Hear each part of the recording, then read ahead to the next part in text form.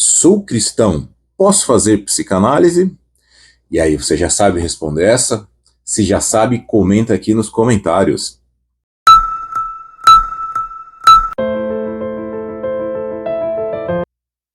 Olá pessoal, bem-vindos ao meu canal. Eu sou Thiago Almeida, psicanalista, e hoje venho aqui para responder essa questão que já foi me perguntada algumas vezes. Então, se prepare para um pouco de história da psicanálise e da igreja. Certa vez, Antoine Vergote, padre e psicanalista, iniciou uma conferência ministrada num congresso acontecido em Verona, na Itália, com as seguintes palavras: parto aqui da minha condição de psicanalista convicto, bem como da minha condição de crente cristão convicto.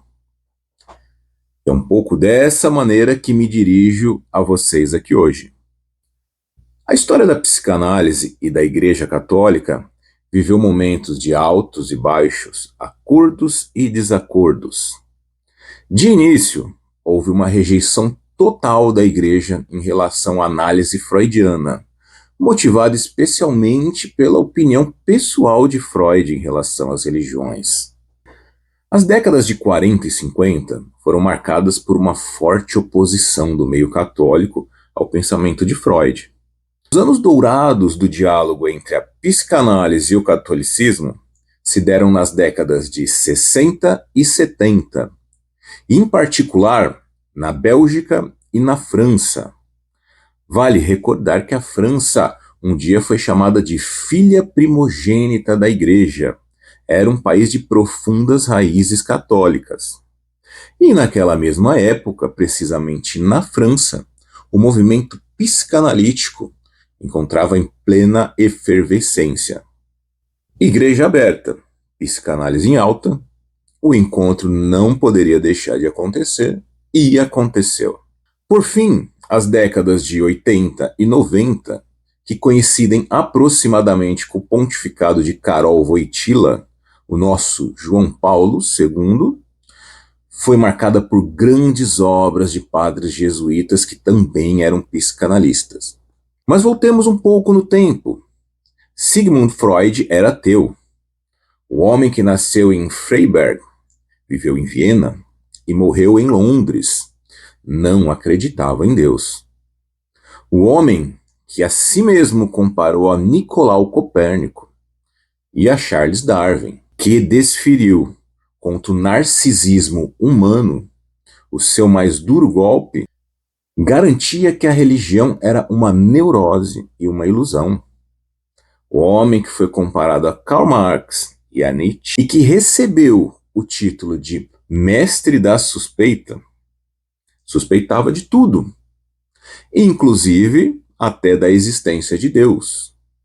O pai da psicanálise, o desbravador do sexto continente, o descobridor da sexualidade infantil, não acreditava que há, no céu, um Deus poderoso e benevolente, e tampouco cria na vida após a morte, numa compensação para os sofrimentos da vida presente, no paraíso ou no inferno, em preceitos divinos para observar, ou na existência de respostas absolutas para os grandes enigmas da vida humana.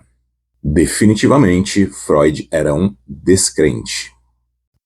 No livro Psicologia das Massas e Análise do Eu, por exemplo, Freud vai comparar o naturalista que conserva a fé na Bíblia a uma criança que acalenta sentimentos ambivalentes por uma mesma pessoa, a um neurótico cuja vida psíquica abriga moções opostas, e a uma pessoa que não foi bem sucedida no processo de unificação do próprio eu. Ou seja, decididamente, ciência e religião para Freud são irreconciliáveis.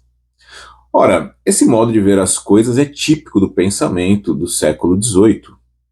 O ateísmo de Freud tem em si uma qualidade iluminista, sendo essa uma marca da sua inscrição nessa tradição. Que Freud foi um ateu aguerrido, não há dúvida sobre isso, mas ele também foi uma espécie curiosa de ateu, um ateu muitíssimo interessado nas coisas de Deus. André Godin o descreveu como um ateu apaixonado pela religião. E Freud não abandonou mais essa questão.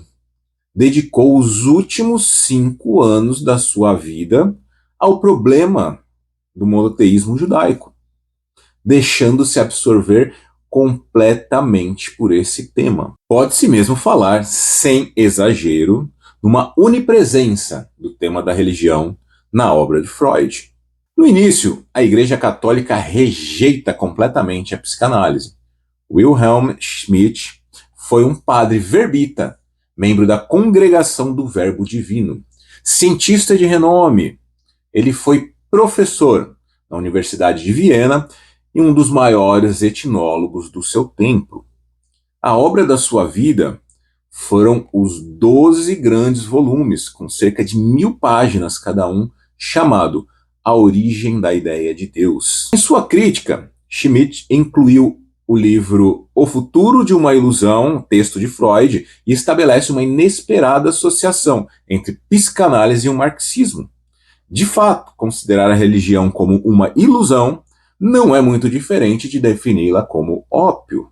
Mais do que isso, para o padre verbita, Freud e os bolchevitas perseguem o mesmo objetivo, a destruição da família. Haveria, pois, um acordo entre freudismo e bolchevismo? Em um segundo momento, a Igreja passa a ter um olhar diferente e começa a ter uma certa aceitação da psicanálise. O padre diocesano Joseph Nutin, professor de psicologia da Universidade Católica de Lovaina, na Bélgica, publicou em seu livro Psicanálise e Concepção Espiritualista do Homem, que, traduzido para o português em 1954, ganhou o título de Psicanálise e Personalidade. No Brasil, o livro foi reeditado diversas vezes. Nessa obra, Nutin discorda da rejeição em bloco da psicanálise. Argumenta que Freud tem contribuições valiosas a oferecer a uma teoria da personalidade humana. Ele pondera que a concepção espiritualista tradicional sobrevalorizou as faculdades racionais do homem, ao passo que a psicanálise focalizou dinamismos de outra ordem, mais ligados às suas dimensões inferiores. Nutin reconhece, enfim, o valor da psicanálise como método terapêutico, bem como a importância de uma série de dados psicológicos recolhidos por ela.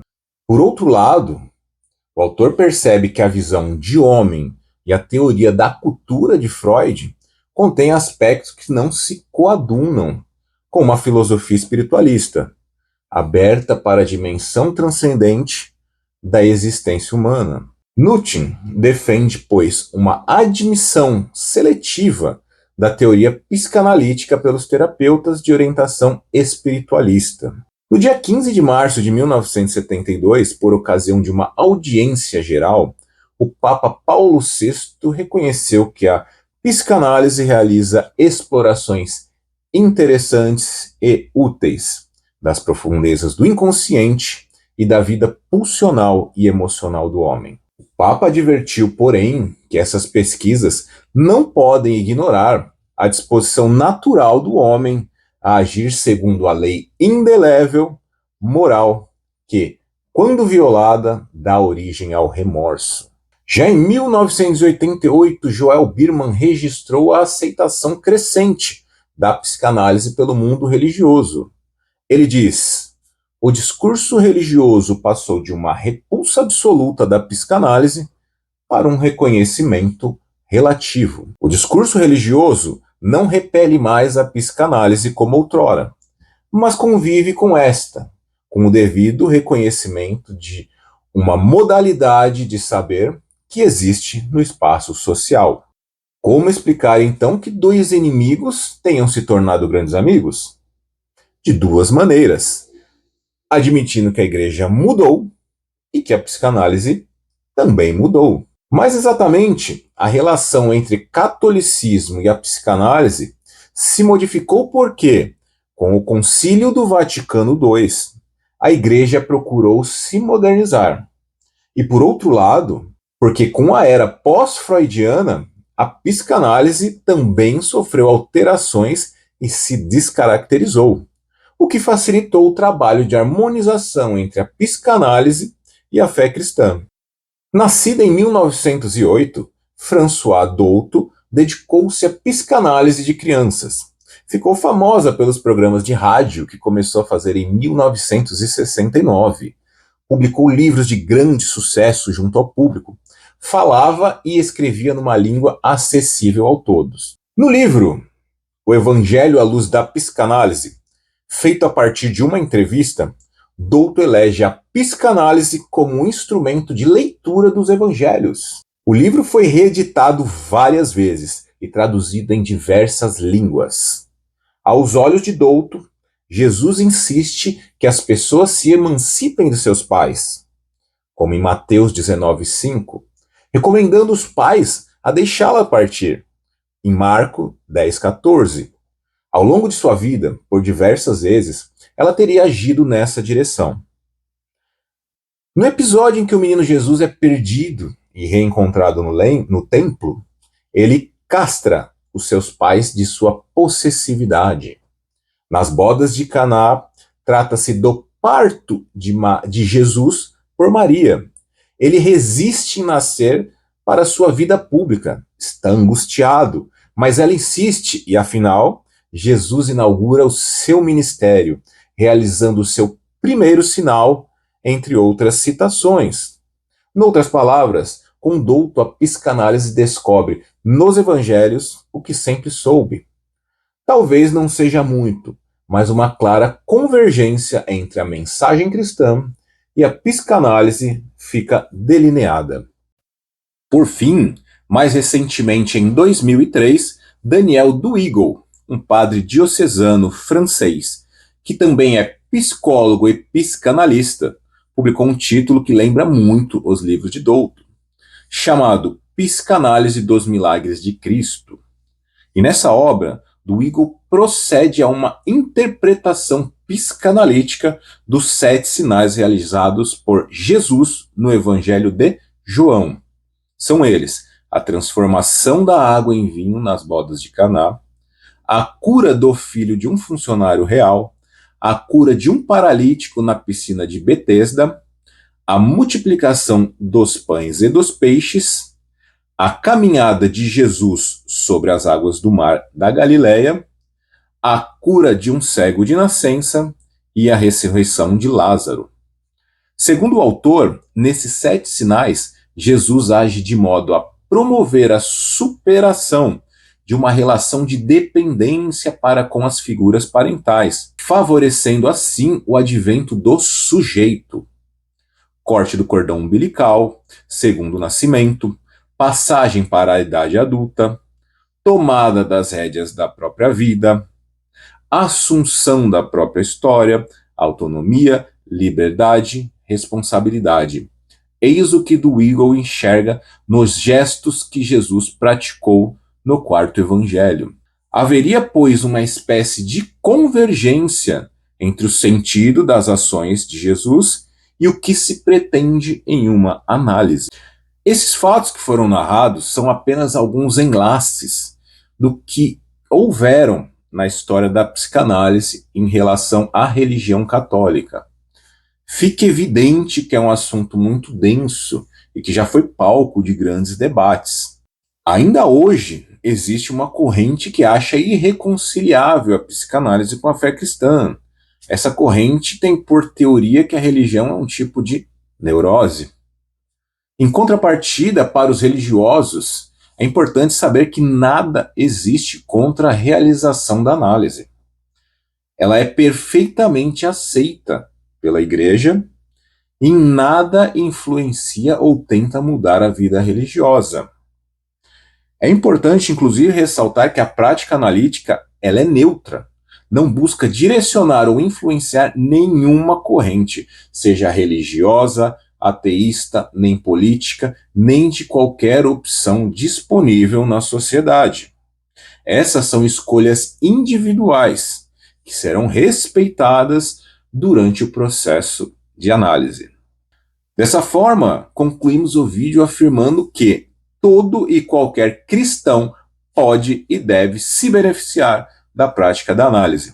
Por esse vídeo é só, pessoal. Se gostou, curta, comente e compartilha com alguém. E até a próxima!